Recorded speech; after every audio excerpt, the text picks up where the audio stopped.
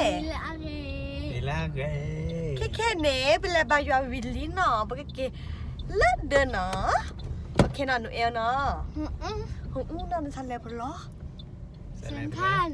เซทรันเป็นอะไรมันตลอดแล้วไปออกขนมโตเกียวได้แล้วเพื่อซูชิได้เพื่อชอลูอย่าโมเพียวแต่น้องเมียงว่าเบี้ยมาออกไม่จุ๊บแล้วเด้อน้องเมียงจุ๊บแล้วจีโมน้องอ้อมคนไหนมาทีเนี่ยเดี๋ยวป้าโมบ้าต้องมือออกอาเด้อน้องโมได้ปาต้องมือนออ่ะทำไมหรออาเต้ไปดิหรอฮะน้องโมได้ปาแต่มือเชลแม่น้องโมได้ปาแต่แบบถ้าบอกว่ามีอาไหนอารมณ์เลยแต่หรออารมณ์แล้วมันเนี่ยท้อเดี๋ยวนึกก็บ่เนี่ยอ๋อแต่แรกยาแบบนี้หนูเอ๋ดอกพูดแบบก็ตัวนี้นอนใช่ป่ะพ่อสักขวัญเลยบ่เนี่ยจริงๆก็น่านี่ FC ตัวนั้นเนี่ยดิโดชิอ่ะเพราะว่าโดดทอดโดชิรอแค่นี้ดอกพูดแบบบางแกเนี่ยเจอพอดูกันนะพัดโดดนะแต่แรกเนี่ยแบบพี่ออตาวีพูเนาะโอเคนี่เป็นก็แล้วพันแหละเซทันแต่หรอแอร์พอร์ตหรอโอเคนี่ก็แล้วเชื่อเนี่ยจารกวันพัตีสักแล้วเชื่อนะแต่แล้วแหละหรือลาได้เหรอแล้วอะไรแบบอะไรแบบนึโอเคมันแล้วแบบนี้พัตีดีแล้วไปกันเลยแล้วแค่นี้ไปแฮร์เลอร์เซ็นทรัลเชียงใหม่เนาะเชียงใหม่แอร์พอร์ตเนาะ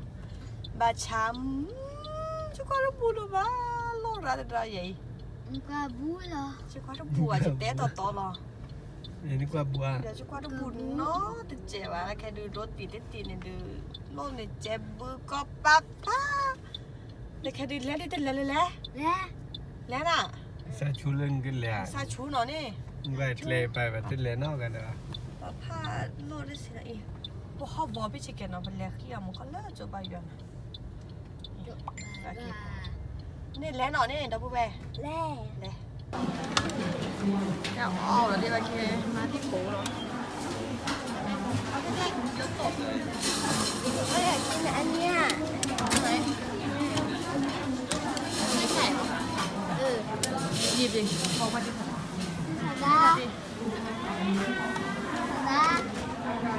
จะกินอันไหนหยิบมาเลยเร็วเขารอแถวแล้วใส่เลยได้ไหมใส่โอเคมาใส่แล้วไปจ่ายแล้วพอแล้วหรอไหนชิมสิร้านอะไรนะร้านมาซากิร้านยามาซากินะไหนชิมกินนี่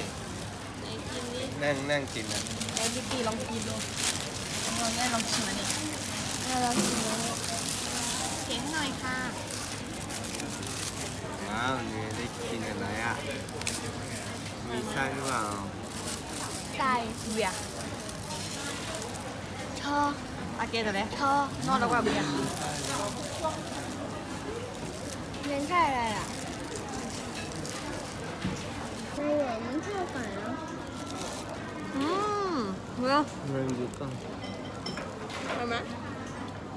กินนี้เสร็จแล้วก็ไปกินอะไรต่อซูชินะซูชิอันนี้กินช็อกโกแลตว้าวอยากกินไหมเรากินเหมือนมันเป็นอะไรโอ้ว้าวไม่เป็นช็อกโกแลตเอาข้างนี้มาชุบข้างนี้สวยอ่ะกินอยากกินไหมข้างในมันเป็นอะไรก็คุณเล่นเลยเนื้อลองเนื้อชิม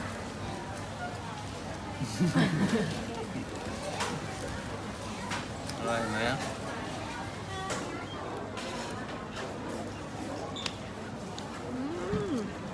ไส้เต็มเลยเนาะอร่อยมากกินเก่งมากเลยนะวันนี้เปล่าเครื่องหมดเลย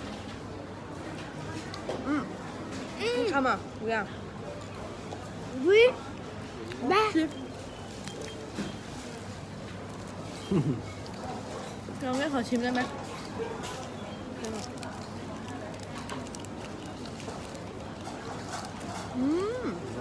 ก็แบบ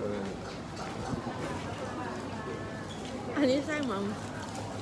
แกงกะหรี่ อันนี้เป็น แต่ เผ็ นี่ ด ใส่ ของ ช็อกโกแลต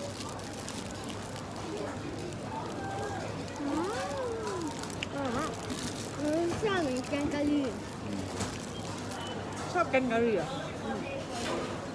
อะไรนะ เบอร์ไก่นะ คือเป็นกะหรี่แต่ละคน อร่อยนะ ตั้งคนเนี่ยสุบีได้เลย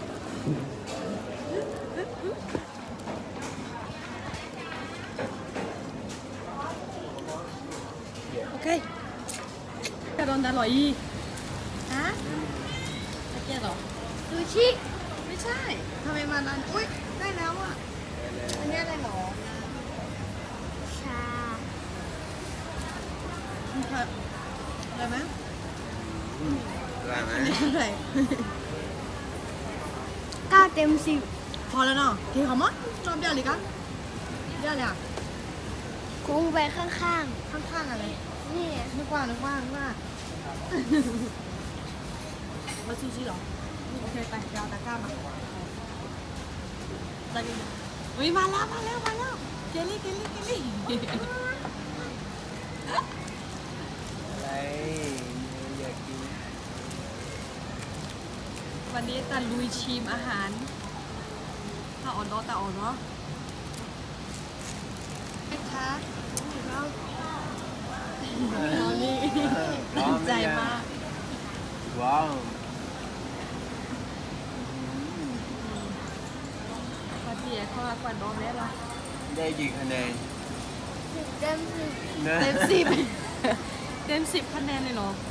เอาวีดมอนเลยยังอาเกนเนี่ยของโปรดเหรอ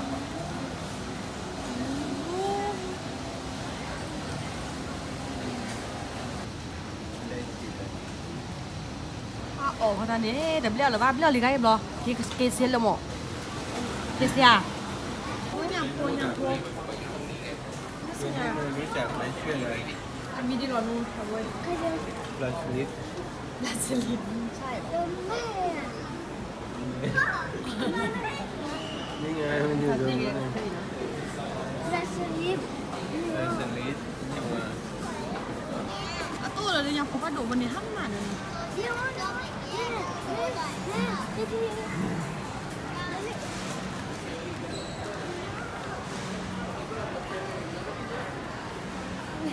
โอ้เนาะ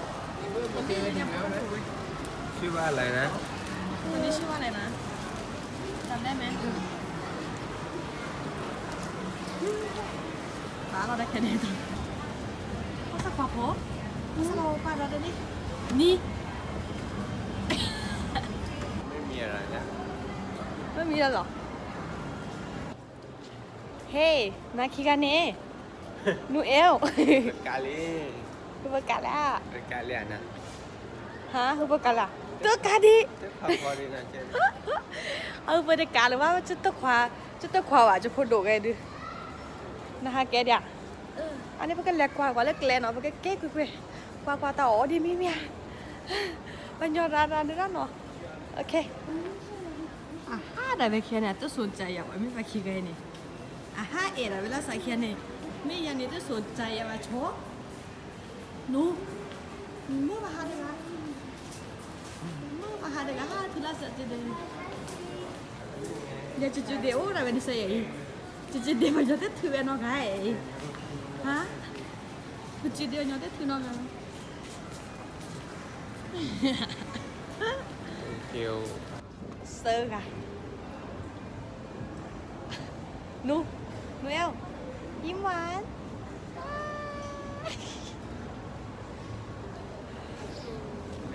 อุ้ยมีของกินลือเลื่อมแล้วกินโดนลือพ่อเราเต่าตอนนี้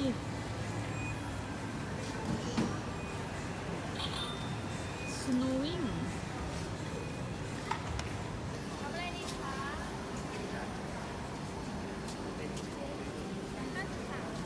โอ้โหได้กินนม อะไรแม่ทิน สโน ให้ วิ่ กิ ง น อ่ะสโนวิ่ ให้ ง กินกี่คะแนน ทำไมมันตกอ่ะ นั่นเองก็กิน ตักกินสิตักกินอะไรไหมแกตานุที แต่อะไรอ่ะ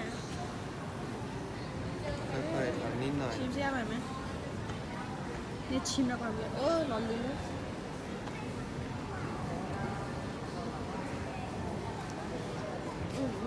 อะไรเหรอ ให้กี่คะแนน6คะแนน7คะแนน 10 10เลย มาสารสชาติมาสาหรอ วิว เหมือนตานุทีเหรอว่าตานุทีเนี่ยขอชิมหน่อยป้อนเราแว่นหน่อย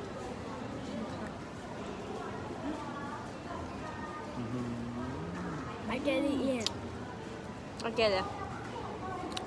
This one กันเลยจะ เก สิ ล็ด อ่ะ เหมือนเกล็ดหิมะเนาะอักเวียนอักเวีย อุ้ยจ้ะอาจจะได้ถึง อักเอตานุทีสำหรับเด็ก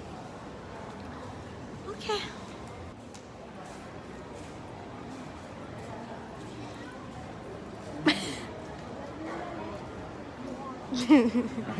วุ่นวายสุดๆ โอเคทันยาดูบ้ารอแต่ทันยาดูมาได้เป๊ะเลยว่ะสวยโอเคบายบายโอเคบายบายดาวแวนเนาะมายาโชเกะก็นักการเดนเนาะ ชอบมากกดไลค์กดแชร์กด subscribe กดกระดิ่งด้วยนะ โอเคบายบาย